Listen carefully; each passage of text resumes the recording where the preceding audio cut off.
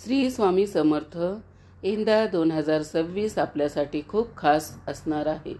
कारण 2026मध्ये धोंड्याचा महिना, ज्याला आपण अधिक मास, पुरुषोत्तम मास किंवा मलमास म्हणून ओळखतो, तर तो आलेला आहे. शास्त्रामध्ये या महिन्याला पुरुषोत्तम मास म्हणून विशेष महत्त्व दिलं आहे. कारण स्वयं भगवान श्री विष्णूंनी या महिन्याला माझं नाव द्या असं सांगितलं. लोक अधिक मासाला धोंड्याचा महिना असेही म्हणतात. या महिन्यात केलेलं जप, तप, दान, धर्म, पूजा, स्तोत्र, पठण याचं फळ अनेक पटीने वाढतं, असं शास्त्रात नमूद केलेलं आहे. तर आजच्या व्हिडिओमध्ये आपण या वर्षातील सर्वात विशेष, सर्वात पुण्यदायी मानला जाणारा हा अधिक मास म्हणजेच पुरुषोत्तम महिना हा नेमका कधी सुरू होतो, कधी संपवतो, याचं महत्त्व काय आणि या महिन्यात नेमकं काय करावं, कोणत्या चुका टाळाव्यात, तसेच या महिन्यामध्ये कोणकोणत्या महत्त्वाच्या तिथी आलेल्या आहेत, हे आपण आजच्या व्हिडिओमध्ये पाहणार आहोत. याबद्दलची संपूर्ण माहिती आज मी तुम्हाला अगदी सोप्या भाषेत देणार आहे. तर व्हिडिओ स्किप न करता शेवटपर्यंत नक्की पहा. बघा, वर्षाला 12 महिने असतात, जानेवारी ते डिसेंबर. मग हा एक्स्ट्राचा धोंड्याचा महिना येतो कसा आणि हे कसं ठरवतात, कशावरून ठरतो हा धोंड्याचा महिना? चला तर मग जाणून घेऊया. तुम्हाला ही एक गोष्ट माहिती आहे का?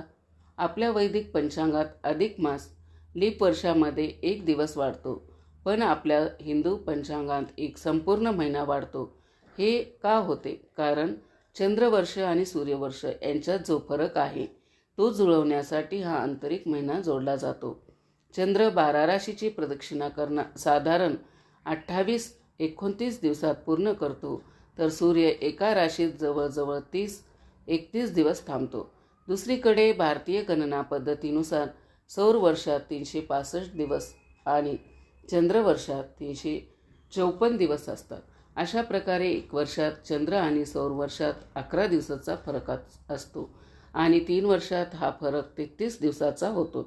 हे 33 दिवस 3 वर्षांनी आंतरिक महिना बनतात. हे आंतरिक 33 दिवस एक महिन्यात जोडले जातात, ज्याला अधिक मास असं नाव देण्यात आलेलं आहे. असं केल्याने व्रत उत्सवाची तारीख अनुकूल राहते. तसेच पंचांग किंवा हिंदू कॅलेंडर सूर्य आणि चंद्रवर्षाच्या गणनेवर आधारित आहे. अधिक मास हा चंद्रवर्षाचा आंतरिक भाग आहे, जो 32 महिने 16 दिवस आणि 8 तासाचा फरकाने तयार होतो. हे अंतर भरून काढण्यासाठी किंवा सूर्य आणि चंद्रवर्ष यांच्यात संतुलन निर्माण करण्यासाठी अधिक मास येतो. जगातील प्रत्येक जीव हा 5 घटकांनी बनलेला आहे: जल, अग्नी, आकाश, वायू आणि पृथ्वी. ज्या काळात व्यक्ती धार्मिक कार्यासह ध्यान, योग इत्यादीद्वारे आपल्या शरीरात उपस्थित असलेल्या या पंचमहाभूतांचा समतोल स्थापित करण्याचा प्रयत्न करतो, तो काळ म्हणजे अधिक मास. म्हणून अधिक मासादरम्यान केलेल्या कामांनी दर 3 वर्षांनी परमशुद्धता प्राप्त केल्यानंतर व्यक्ती नवीन ऊर्जेने भरून जातो. इंग्रजी महिन्यानुसार सांगायचं झालं तर 2026मध्ये अधिक महिना हा मेमध्ये आलेला आहे. 17 मे 2026 वार रविवार या दिवशी अधिक मासाला सुरुवात होत आहे. आणि मराठी महिन्यानुसार सांगायचं झालं तर ज्येष्ठ महिन्यामध्ये अधिक मास आलेला आहे. 17 मे 2026 वार रविवार या दिवशीपासून अधिक ज्येष्ठ महिन्याला सुरुवात होत आहे. याच दिवसापासून आपल्या अधिक मासाला सुद्धा सुरुवात होत आहे. आणि अधिक मास हा 15 जून 2026 वार सोमवार या दिवशी संपत आहे. अधिक मासामध्ये 21 मे 2026 वार गुरुवार या दिवशी गुरुपुषामृत योगसुद्धा आहे. तसेच आश्चर्याची बाब म्हणजे 2026 या वर्षात अंगारकी संकष्ट चतुर्थी 3दा येणार आहे. हे अत्यंत शुभ योग मानलं जातं. अंगारिकाच्या उपासाचे फळ म्हणजे शास्त्रात लिहिलेले सर्व संकष्ट चतुर्थीच्या एकत्र पुण्य होय. आता या महिन्यात काय करावे आणि काय टाळावे? 1. श्रीमद भगवद्गीतेचे मनापासून वाचन करावे. विष्णू सहस्त्रनाम, पुरुषोत्तम मासाची कथा, श्री रामचरितमानस मानसातील काही विशिष्ट पाठ, पुरुषोत्तम नावाच्या गीतेतील 14व्या अध्यायाचे रोज अर्थासह पठण करावे. तसेच दररोज किमान 108 वेळा ओम नमो भगवते वासुदेवाय या मंत्राचा जप. पण जर एवढ्या मोठ्या स्तोत्रासाठी वेळ नसेल तर फक्त मंत्र जप केला तरीही तेवढ्याचे पुण्यफळ तुम्हाला मिळतं. 2. या महिन्यात शक्यतो एकच वेळा अन्न घ्यावं असंही काही परंपरामध्ये सांगितलेलं आहे. यामुळे शरीर हलकं राहतं आणि मन जप तपासाठी स्थिर होतं. 3. या महिन्यात दानाला विशेष महत्त्व आहे. गहू, तांदूळ, मूग, दूध, दही, तूप, आवळा, तांदूळाच्या पिठाचे पदार्थ, जिरे, साखर, खजूर अशा सात्विक वस्तूचं दान केल्याने ग्रहदोषही शांत होतात. याचबरोबर अधिक मासात दीपदान अत्यंत शुभ मानलं जातं. 4. बघा, 21 मे 2026 या दिवशी गुरुपुषामृत योग, अतिशय शुभ तिथी. या दिवशी काहीही खरेदी केलं, विशेषतः सोने चांदी, ते अनेक पटीने वाढतं असं शास्त्र सांगतं. धोंड्याच्या महिन्यात लोक अगदी पायातील जोडवीसुद्धा खरेदी करतात. चांदी लक्ष्मीप्रिय असल्याने या दिवशी चांदीच्या वस्तू घ्यायला खूपच चांगलं. तसेच धोंड्याच्या महिन्यात जावाई व मुलीला चांदीचे वाण देण्याची परंपरा अजूनही अनेक घरात चालते. चांदी हा सात्विक, शुभ आणि मन धन वाढवणारा धातू मानला जातो. 5. या महिन्याला पुरुषोत्तम मास, माधव मास असेही म्हणतात. या महिन्यात केलेली पूजा, जप, दान, पाठ, सेवा याचं फळ 100 पट जास्त लाभते. पण या महिन्यात काही चुका केल्या तर त्याचा परिणाम संपूर्ण वर्षभर जाणवू शकतो. म्हणूनच आज आपण जाणून घेणार आहोत अधिक मासात कोणत्या चुका अजिबात करू नये आणि कोणत्या गोष्टी केल्याने पुण्य कमी होते. 1. लग्न, साखरपुडा, गृहप्रवेश, नामकरण, मुंडन, मोठी मंगल कार्य, ग्रहशांती ही कामे या काळात टाळली जातात. तसेच या महिन्यात मांसाहार, मद्यपान, कांदा, लसूण आणि उडदाचे पदार्थही खाऊ नये. तसेच कोणत्याही नवीन कामाची सुरुवात अधिक मासात करू नये. साधारणतः नवीन कामे, नवीन घरे, नवीन दाराची सुरुवात, नामकरण, गृहप्रवेश, लग्न, मुंज, वास्तुशांती अशी मोठी शुभकार्ये टाळली जातात. तसेच विहीर, बोरिंग, तलाव खणणे असे काम करू नये, कारण हा महिना उपासना आणि आत्मशुद्धीचा आहे. 2. हा महिना शांततेचा, जपाचा, सेवेचा आहे. भांडण केल्यास पुण्य नष्ट होते असे म्हणतात. तसेच रोज सूर्योदयापूर्वी उठावे. अधिक मासात ब्रह्ममुहूर्तात उठणे हे अनिवार्य मानले जाते. शरीर उशिरापर्यंत झोपणे खूप पुण्य कमी करते. देवघर, देवाची मूर्ती अस्वच्छ ठेवू नये. 3. तिखट वाणी, निंदा, चुगली अजिबात करू नये. अधिक मासात निंदा, वाईट बोलणे टाळल्यास खूप पुण्य वाढतं. वाईट बोलल्यास पुण्य क्षीण होते. 4. विशेषतः अधिक मासात घरातील कचरा साफ करणे अत्यंत शुभ आहे.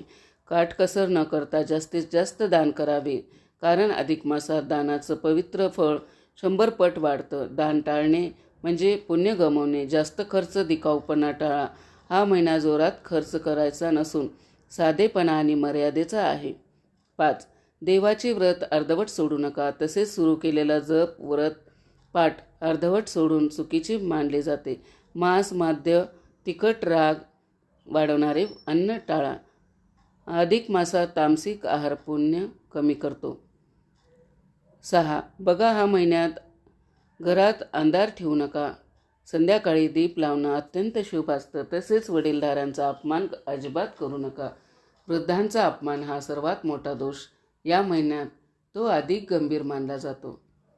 बघा, उपवास, दान, पारायण, गरिबांना अन्नदान या सेवा अवश्य करा. अधिक मास हा फक्त एक जादा महिना नाही, हा जीवन बदलणारा, कर्मशुद्ध करणारा, पुण्य वाढवणारा काळ आहे. या छोट्या चुका टाळल्या तर घरात सुख शांती येईल, अडथळे दूर होतील, मानसिक शांती मिळेल, धन समृद्धी वाढेल आणि सर्वात महत्त्वाचं म्हणजे भगवान श्रीहरीची कृपा तुमच्यावर राहील. हिंदू धर्मातील अत्यंत पवित्र मानल्या गेलेल्या अधिक मास किंवा पुरुषोत्तम मासबद्दल एक पौराणिक कथा जाणून घेणार आहोत, जी आपल्याला या महिन्याचे खरे महत्त्व पटवून देईल. फार वर्षापूर्वी नहुष नावाचा एक अत्यंत पराक्रमी आणि शक्तिशाली राजा होता. त्याच्याकडे अफाट संपत्ती होती. त्याने अनेक मोठे यज्ञ केले होते, दानधर्म केले होते. पण त्याला एक मोठा दुर्गुण होता, गर्व. त्याला त्याच्या पुण्याईचा आणि सत्तेचा प्रचंड अहंकार होता. राजा नहुष अनेक दानधर्म केले, पण त्याला अधिक मासचे महत्त्व कधीच समजले नाही. जेव्हा जेव्हा अधिक मास येई तेव्हा तो त्याकडे दुर्लक्ष करी. त्याने कधीही त्या पवित्र महिन्यात विशेष पूजा किंवा दान केले नाही. त्याला वाटले मी नेहमीच दान करतो, मग या वेगळ्या महिन्याचं काय महत्त्व? काळानुसार राजा नहुषचा मृत्यू झाला. पाप पुण्याचा हिशोब झाला. त्याच्या पुण्याच्या तुलनेत त्याचा अहंकार आणि अधिक मासाकडे केलेले दुर्लक्ष हे खूप मोठे पाप ठरले. त्याला स्वर्गातून खाली ढकलण्यात आले आणि शिक्षा म्हणून त्याला अजगर साप योनीत जन्म घ्यावा लागला. अजगर म्हणून त्याला खूप मोठे दुःख भोगावे लागले. अनेक वर्षानंतर जेव्हा पांडव वनवासात होते तेव्हा बलवान भीम एका अजगराच्या तावडीत सापडला. तो अजगर दुसरा तिसरा कोणी नसून शापित राजा नहुष होता. जेव्हा युधिष्ठिर तेथे आले तेव्हा अजगराने आपली संपूर्ण कथा सांगितली. युधिष्ठिर हे धर्माचे आणि शास्त्राचे मोठे जाणकार होते. त्यांनी नहुषला सांगितले, हे राजा, तुझ्याकडे सर्व काही होते, पण तू अधिक मासाचे महत्त्व ओळखले नाहीस. त्या महिन्यात केलेले साधे दानही सामान्य महिन्यात मोठ्या दानापेक्षा श्रेष्ठ असते. तुझ्या पापाचे मूळ तिथेच आहे. युधिष्ठिराच्या शब्दांनी नहुषला ज्ञान प्राप्त झाले. त्याने मनोभावे पश्चाताप केला आणि अधिक मासात भगवान विष्णूची पूजा आणि नामस्मरण केले. त्याच्या खऱ्या मनाच्या भक्तीमुळे आणि पश्चातापामुळे त्याला अजगराच्या रूपातून मुक्ती मिळाली आणि त्याला पुन्हा स्वर्गात स्थान मिळाले. या कथेचा बोध काय? अधिक मास हा केवळ कॅलेंडरचा अतिरिक्त महिना नाही, तर तो आपल्या पापाचा क्षय करण्याचा आणि भक्ती वाढवण्याचा एक सुवर्णसंधी आहे. या महिन्यात केलेले छोटेसे सत्कर्मही भगवान विष्णूंना प्रिय असते. जर आजच्या या व्हिडिओमध्ये तुम्हाला अधिक महिन्याची पूर्ण माहिती दिलेली आवडली असेल तर कमेंट करून नक्की सांगा. चॅनलवरती जर नवीन असाल तर चॅनलला सबस्क्राईब करा.